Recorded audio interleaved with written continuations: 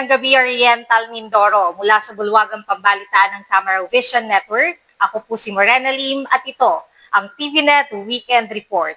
Ika-25 sa buwan ng Abril taong 2026. At sa ulo ng mga balita, Mimaropa nakapagtala ng 4.2% na paglago ng ekonomiya noong 2025 ayon sa pinakahuling datos na inalabas ng PSA Mimaropa.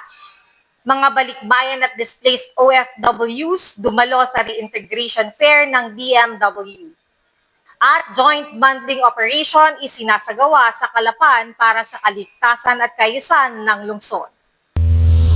Ibigay ang maximum satisfaction ng pamilya at sa negosyo dahil tuloy-tuloy pa rin ang high-quality service mula sa una at pinagkakatiwalaan sa fast internet connection plus cable TV sa buong Mindoro, ang Tamaraw Vision Network.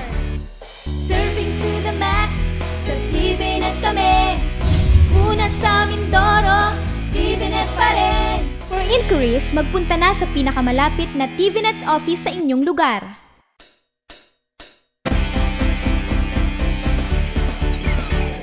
Sa detalye ng ating mga balita, ika-23 ng Abril sinimulan ang joint bundling operation sa iba't ibang bahagi ng lungsod bilang tugon sa suliranin ng mga nakalaylay at salasalabit na mga kable ng kuryente at komunikasyon. Pinangungunahan ng pamahalang lungsod ng Calapan, katuwang ang City Engineering at Public Works Department, kasama ang mga kinatawan ng iba't ibang telecommunications companies at ang Oriental Mindoro Electric Cooperative o ORMECO. Ika-23 ng Abril, sinimulan ang joint bundling operation sa iba't ibang bahagi ng lungsod bilang tugon sa suliranin ng mga nakalaylay at maluluwag na kable ng kuryente at komunikasyon. Pinangunahan ng pamahalang lungsod ng Calapan, katuwang ang City Engineering and Public Works Department. Ang naturang operasyon kasama ang mga kinatawan ng iba't ibang telecommunication companies at ang Oriental Mindoro Electric Cooperative o ORMECO. Layunin na hakbang na ito na ayusin, itaas at pagtibayin ng mga linya ng kuryente at internet cables upang maiwasan ang posibleng aksidente tulad ng pagkakasabit ng mga sasakyan, pagkakakuryente at iba pang panganib sa publiko. Bahagi rin ito ng patuloy na kampanya na lokal ng pamahalaan para sa disaster risk reduction, lalo na sa panahon ng malalakas na ulan at bagyo kung saan mas nagiging delikado ang mga nakalaylay na kawad. Isinasagawa ang bundling sa mga pangunahing lansangan at matataong lugar sa lungsod, kung saan madalas na mapapansin ng mga spaghetti wires o pagkakabuhol-buhol ng mga linya. Inaasahan ding makatutulong ang proyekto sa pagpapabuti ng serbisyo ng kuryente at telekomunikasyon sa pamamagitan ng mas maayos sa distribusyon ng mga linya. Isa ang Tamaraw Vision Network o TVNet sa maagap na tumugon dito. Ayon sa TVNet, kaisaan ng sabing kumpanya sa layuning maisaayos ang mga linya na makikita sa mga lansangan.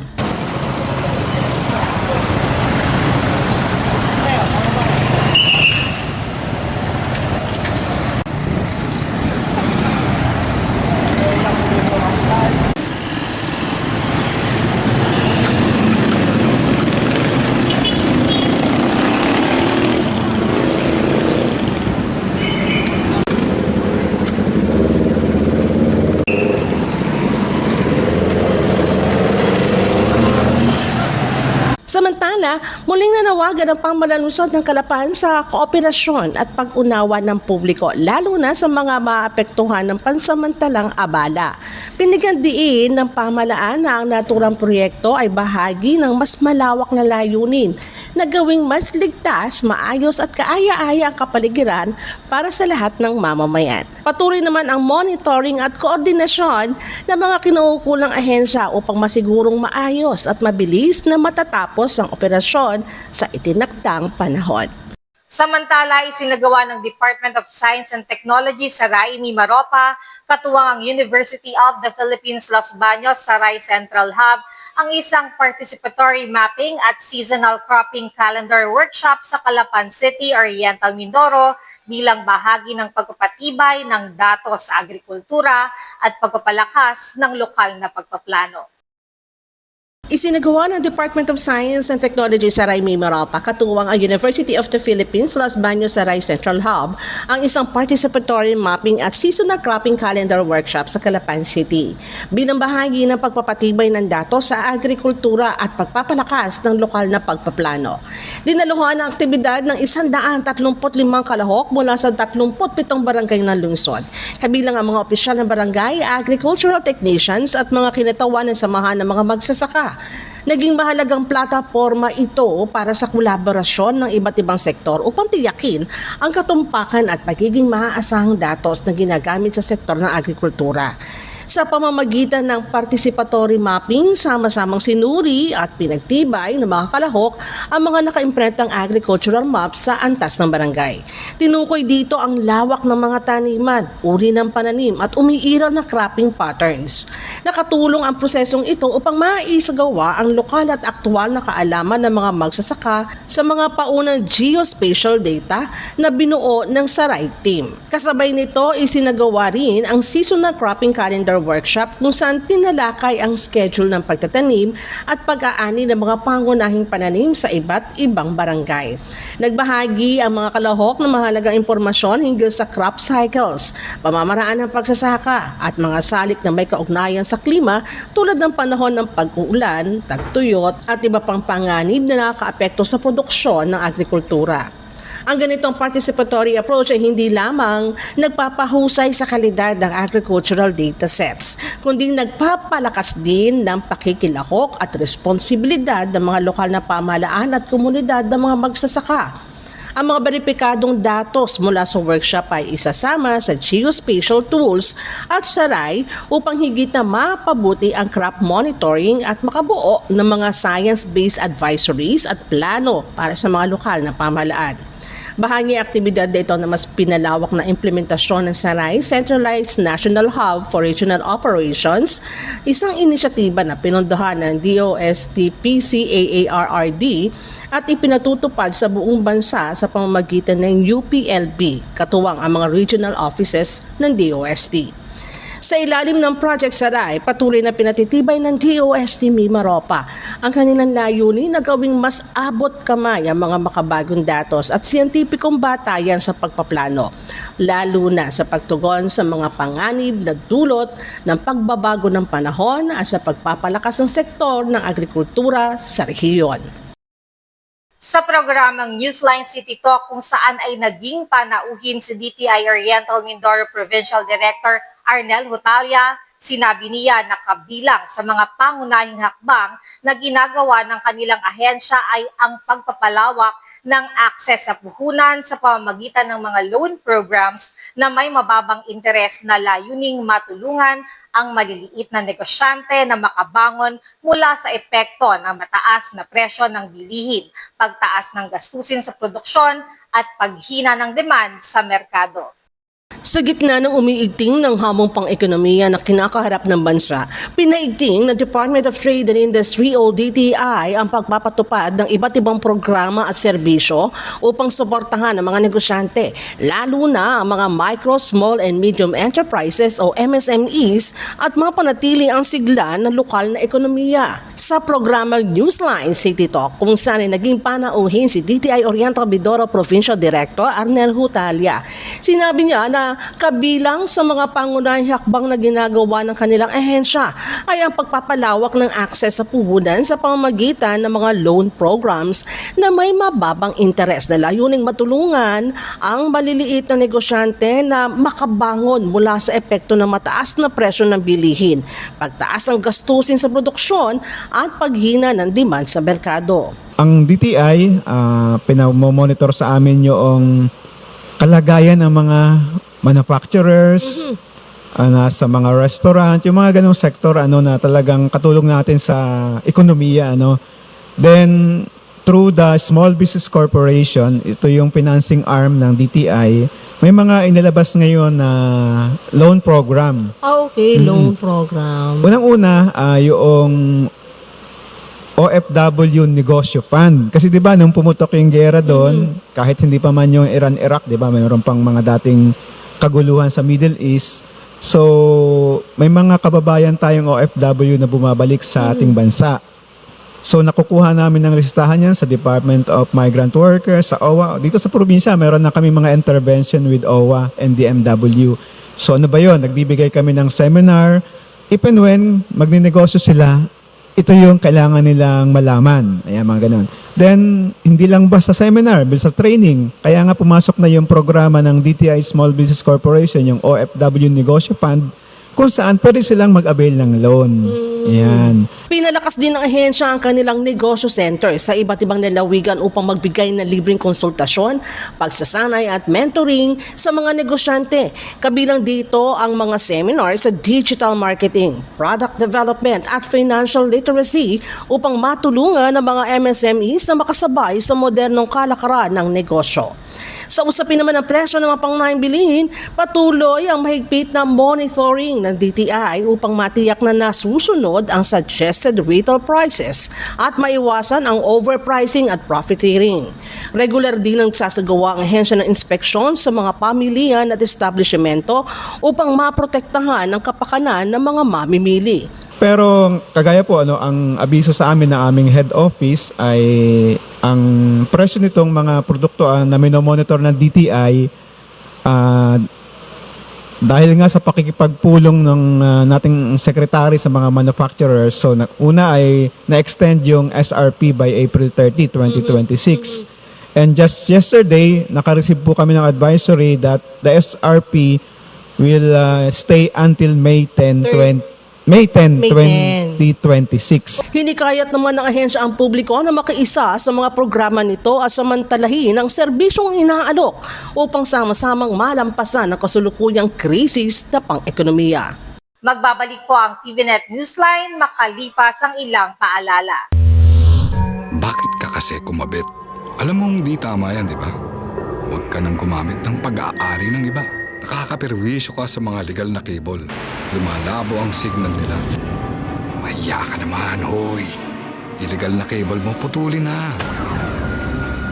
Ano, gusto mo bang umabot pa sa kulungan? Umiwas ka na sa gulo tsaka skandalo. Huwag maging kabit. Magpakabit ng tama ngayon. Supported by PCTV. Good news po para sa lahat ng subscribers ng Cable TV at Cable Internet. Naisabatas na po ang Anti-Cable Television and Cable Internet Tapping Act of 2013. At ayon dito, bawal makikabit ng Cable TV at Cable Internet. Ang parusa sa sino mang lumabag sa batas na ito ay pagkakakulong at pagbabayad ng malaking multa. Bayad ka na nga, kulong ka pa. Kim Atienza po, nagsasabing pagdating sa batas, hindi weather-weather lang. Huwag maging kabit. Supported by the PCTA.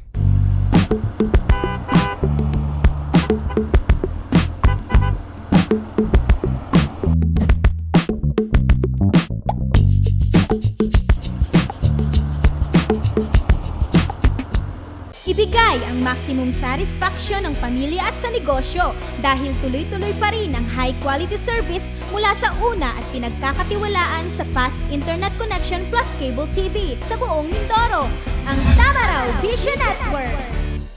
Serving to the max, sa TVNet kami.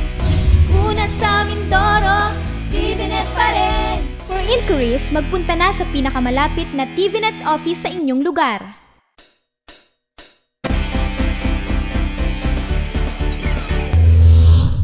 Sa pagpapatuloy ng ating mga balita, nakapagtala ng 4.2% paglago ang ekonomiya ng Mimaropa noong 2025 ayon sa pinakahuling ulat ng Philippine Statistics Authority o PSA, Regional Statistical Services Office, batay sa inilabas na datos sa ginanap na press conference nakaraang Abril 23, 2026. Bahagyang mababa ito kumpara sa 4.4% na naitala noong 2024. Tinatayang umabot sa 447.47 billion pesos ang kabuoang halaga ng ekonomiya ng rehiyon sa taong 2025. nakapagtala ng 4.2% na paglagong ekonomiya ng Mimaropa noong 2025. Ito ay ayon sa pinakahuling ulat ng Philippine Statistics Authority Regional Statistical Services Office. Batay sa inilabas na datos sa ginanap na press conference sa karang April 23, 2026, bagyang mababa ito kumpara sa 4.4% na naitala noong 2024. Tinatayang umaabot sa 447.47 billion pesos sa kabuang halaga ng ekonomiya ng rehiyon sa taong 2025. Nanguna sa mga sektor na may pinakamataas sa paglago ang Public Administration and Defense, Compulsory Social Security na may 10.4%, sumunod ang Agriculture, Forestry and Fishing na may 8.3% at Human Health and Social Work Activities na may 8.2%. Ayon pa sa ulat na kabawi ang sektor ng agrikultura matapos ang 5.4% na pagbaba noong 2024 at ngayon kabilang sa may pinakamabilis sa paglago sa 18 rehiyon sa bansa. Samantala lumago rin ang sektor ng serbisyo ng 6.5%. Gayunman nakapagtala ng 1.6% na pagbaba ang kabuang industriya nakaraang 2025. Pangunahing dahilan dito ang patuloy na pagbaba ng mining and quarrying na bumagsak ng 11.4%. Sa kabila nito nananatiling pangatlo ang Mimaropa na may pinakamalaking ambag sa sektor ng pagmimina sa bansa na may 12.2% na bahagi. The economy of Mimaropa region grew by 4.2% in 2025. This represents an increase of 18.1 billion pesos in 2025 compared to the 2024 level. Among the 18 regions, Mimaropa region recorded the third fastest growth in agriculture, forestry, and fishing in 2025 with 8.3%. In addition, under services, the Mimaropa region ranked second in terms of growth in professional and business services with 7.4% and ranked third in other services with 7.5% growth. Mimaropa region remains to have the third largest share to the total mining and quarrying in the country in 2025. Mimaropa's per capita GDP in 2025 was estimated at 133,480 pesos in 2025, a growth of 3.4% from 129,053 pesos recorded in 2024. Mimaropa region accounted for 1.9% of the Philippine economy in 2025. Imports of goods and services from the rest of the world had the fastest growth among the expenditure items in Mimaropa, with 100.9%, while exports of goods and services to the rest of the world had a slower increase of 0.5%. Ipinakita ng datos ng PSA na nanatiling matatag ang ilang pangunahing sektor ng ekonomiya ng rehiyon, bagamat may mga hamon pa rin kinakaharap. Samantala, tinatayang nasa 200 na dating overseas Filipino workers o OFWs kasama ang mga naapektuhan ng tensyon sa Middle East at iba pang suliraning pang-ekonomiya at personal ang dumalo sa Bayanihan para sa Balikbayang Manggagawa National Reintegration Network Regional Fair and Kamustahan na isinagawa nakaraang April 21 sa City Mall Events area sa lungsod na ito. Tinatayang nasa 200 overseas Filipino workers kabilang ang mga naapektuhan ng tensyon sa Middle East at iba pang suliraning pang-ekonomiya at personel ang dumalo sa Bayanihan para sa Balikbayang Manggagawa National Reintegration Network Regional Fair and Kumustahan na isinagawa nakaraang April 21 sa City Mall Events area sa lungsod ng Calapan. Pinangunahan ng aktibidad ng Department of Migrant Workers Mimaropa na layo maghatid ng agarang tulong at palakasin ang reintegration programs para sa mga displaced at repatriated na manggagawang Pilipino. Isinagawa ito alinsunod sa direktiba ni Pangulong Ferdinand Marcos Jr. na paigtingin ang mga support system para sa OFW sa tiyakin ang maayos nilang pagbabalik sa kanilang komunidad. Tampok sa naturang programa ang Kumustahan Session, kung saan ibinahagi ng OFW ang kanilang mga karanasan sa ibang bansa, kabilang ang mga hamon na kanilang kinaharap at ang epekto ng biglang pagkawala ng trabaho. Ayon sa DMW, mahalaga ang ganitong talakayan upang mas mapahusay ang pagbuo ng mga programang tumutugon sa aktual na pangangailangan ng mga balikbayan na manggagawa. Bukod dito, nagkaroon din ng one-stop shop na mga serbisyo mula sa iba't ibang ahensya ng pamahalaan na nag-alok ng livelihood assistance skills training, financial literacy seminars at job matching services. Layunin nitong mabigyan ang mga OFW ng sapat na kakayahan at oportunidad upang muling makapagsimula sa bansa. Ipinahayag naman ng mga benepisyaryo ang kanilang pasasalamat sa natanggap na tulong na anilay nagsisilbing mahalagang panimulang hakbang sa kanilang muling pagbangon matapos ang pagkawala ng trabaho sa ibayong dagat.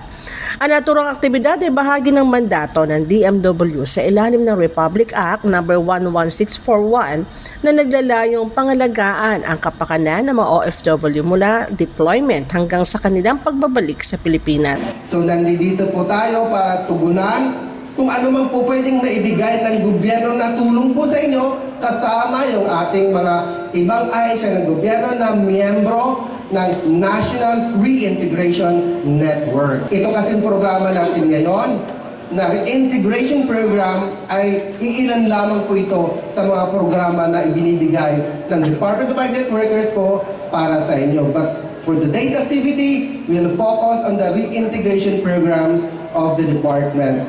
So kasama na po lahat yon because we believe na may mga OFWs po na gusto nang manirahan, ayaw nang bumalik sa ibang bansa, gusto kasing makasama ang kanilang mga pamilya. At iyon ang gusto po ng ating gobyerno. Yun ang gusto ng ating Presidente Bongbong Marcos. Yun ang gusto ng ating Governor Bonds. Yan ang gusto ng ating mga local government units na nandito na po kayo. Malapit sa inyong mga anak, malapit sa inyong asawa, malapit sa inyong pamilya. Ayon pa sa ahensya, magpapatuloy ang pagsasagawa ng katulad ng mga programa sa iba't ibang rehiyon upang mas marami pang displaced at returning OFWs ang maabot at mabigyan ng komprehensibong suporta sa kanilang reintegrasyon. Samantala, sa ibang balita, tumaas ang singil sa kuryente ngayong buwan ng Abril, bunsod ng pagtaas ng gastos sa power generation ayon sa mga ulat.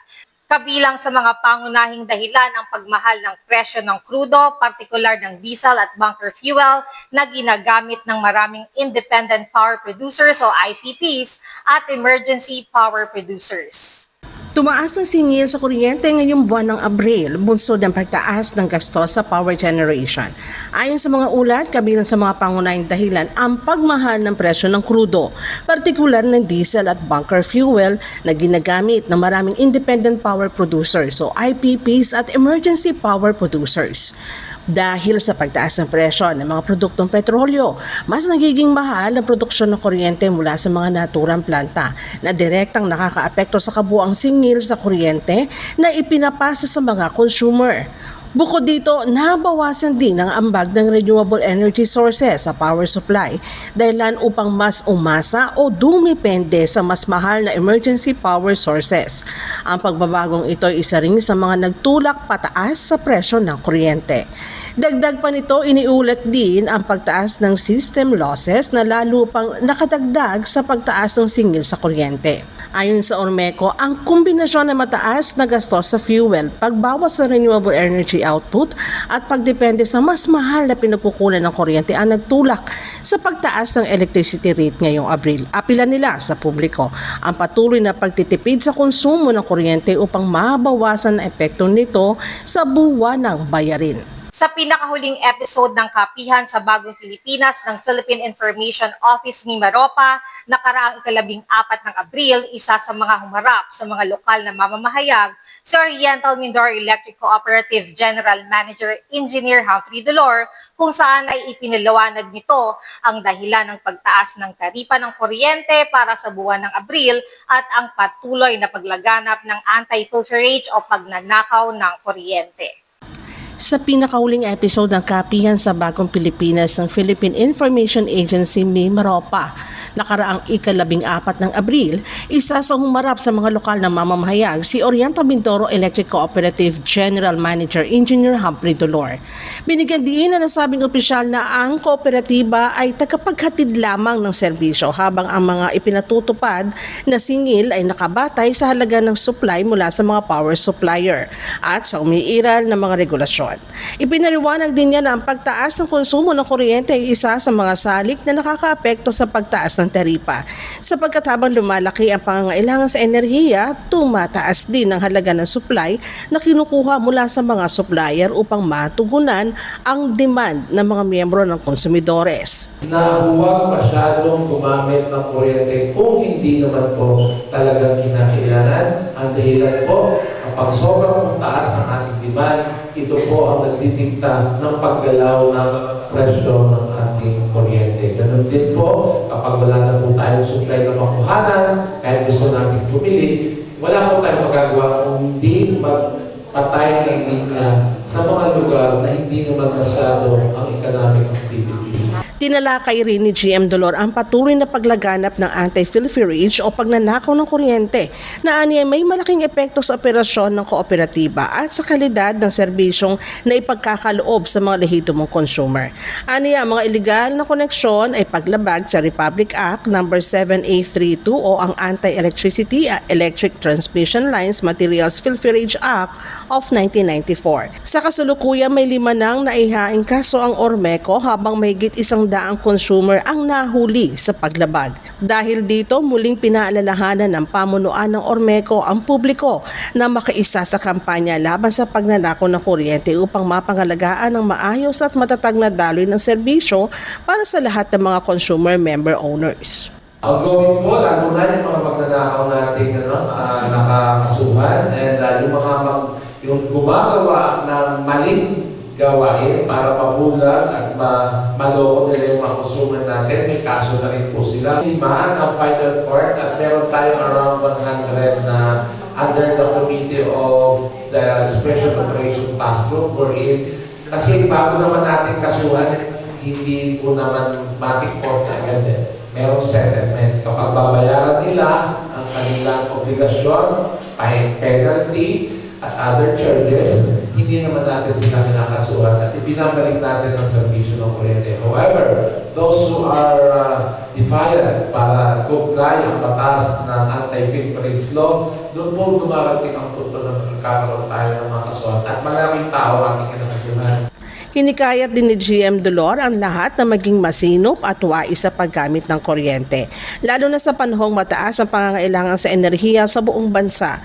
Ani ang responsableng paggamit ng kuryente ay mahalagang hakbang upang makatulong sa pagpapanatili ng sapat na supply at maiwasan ang labis na pagtaas sa konsumo. Iba pang mga balita sa amin pong pagbabalik.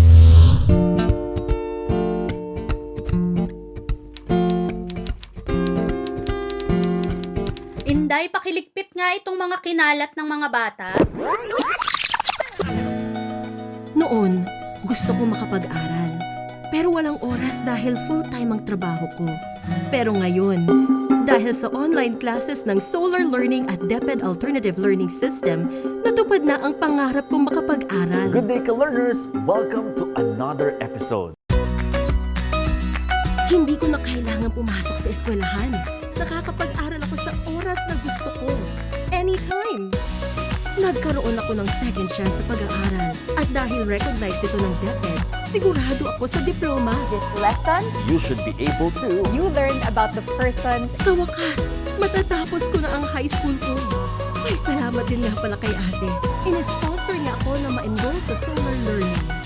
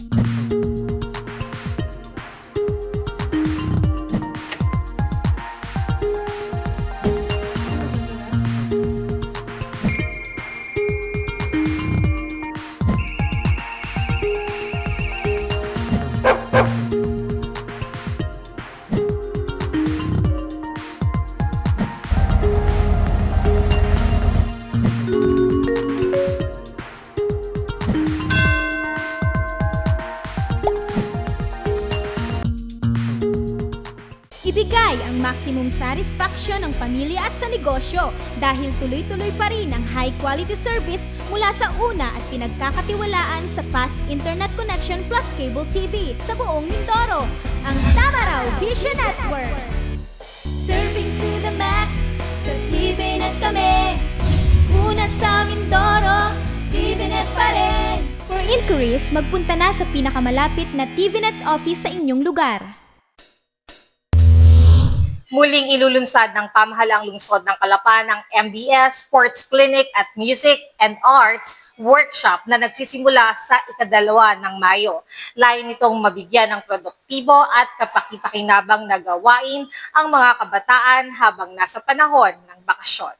Muling ilulunsad ng pamahalaang lungsod ng Calapan ang MBS Sports Clinic and Music and Arts Workshop na magsisimula sa ika-2 ng Mayo. Layo nitong mabigyan ng produktibo at kapaki-pakinabang na gawain ng mga kabataan habang nasa panahon ng bakasyon. Pinangunahan ng programa ni Calapan City Mayor Doy Leachon sa pamamagitan ng City Youth and Sports Development Department o CYSDD sa pamumuno ni Marvin Panahon. Kabilang sa maaaring salihan ng mga kabataan ng iba't ibang larangan ng palakasan at sining tulad ng basketball, volleyball, football, badminton, table tennis, wushu, taekwondo, swimming, gymnastics, chess, dance sport, pickleball at basic graphic designing.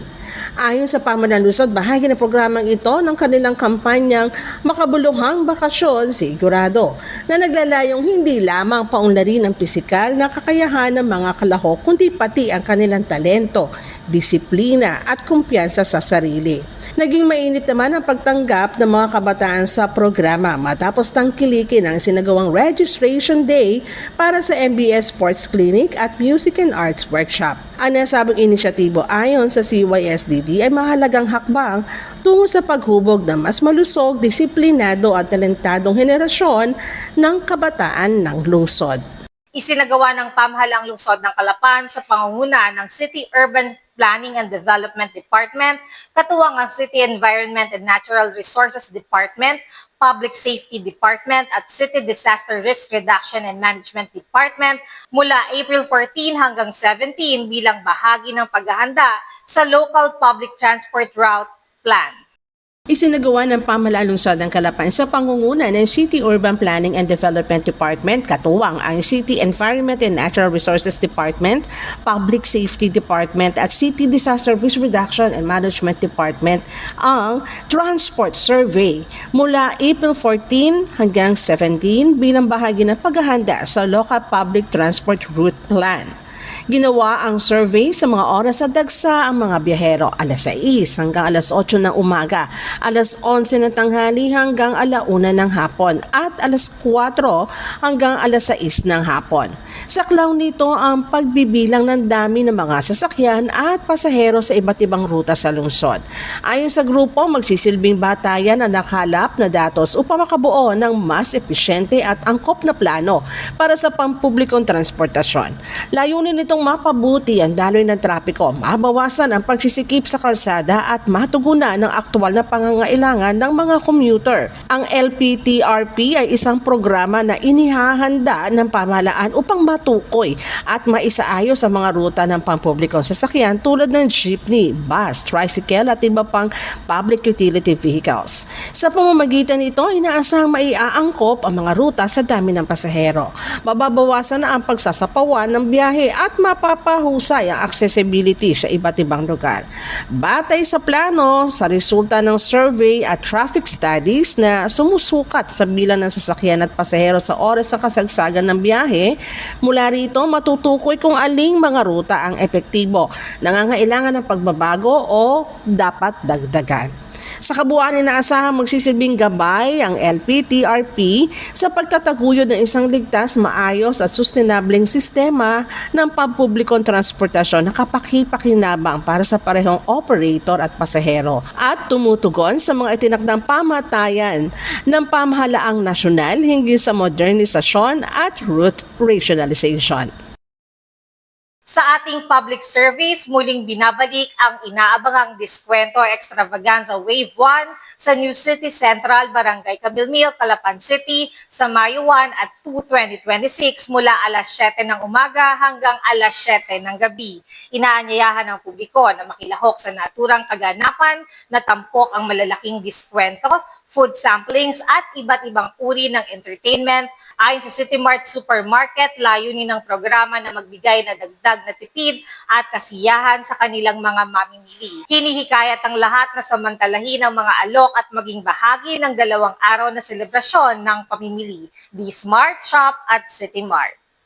Para sa ating public service, inaanyayahan ng Department of Labor and Employment o DOLE ang publiko na makilahok sa gaganaping 124th Labor Day Job Fair sa darating na Mayo 1, 2026 sa Bulwagang Panlalawigan, Provincial Capital Complex, Barangay Camilmil, Calapan City. Layunin ng naturang aktibidad na mabigyan ng agarang oportunidad sa trabaho ang mga naghahanap ng hanap buhay sa lalawigan at mga karating lugar bilang bahagi ng pagdiriwang ng Araw ng Paggawa. Isinasagawa ang job fair sa pakikipagtulungan ng Pamahalaang Panlalawigan ng Oriental Mindoro at ng Public Employment Service Office o PESO kung saan inaasahang lalahukan ito ng iba't ibang kumpanya na mag-aalok ng sari-saring trabaho para sa lokal at maging overseas employment. Hinihikayat ang mga aplikante na magdala ng updated resume at maging handa sa posibleng on-the-spot interview. Bukas ang aktibidad para sa lahat ng job seekers, kabilang ang mga fresh graduates at mga nais magpalit ng trabaho. Maaari nyo rin po kami mapanood sa YouTube. Itype lamang ang TVNet Newsline. Bisitahin at like rin ang aming Facebook page, Newsline Channel 10. At yan po ang kabuuan ng mga balitang nakalap ng Newsline staff and crew sa mga nakalipas na araw. Para po sa inyong comments o suggestions, mga balita at impormasyon na nais ninyong iparating sa aming programa, tumawag po lamang sa 043-288-4240. Ito po ang TVNet Newsline, katotohanan at serbisyo, hatid sa mga Mindoreño. Ako po si Morena Lim, maraming salamat sa inyong pagsubaybay.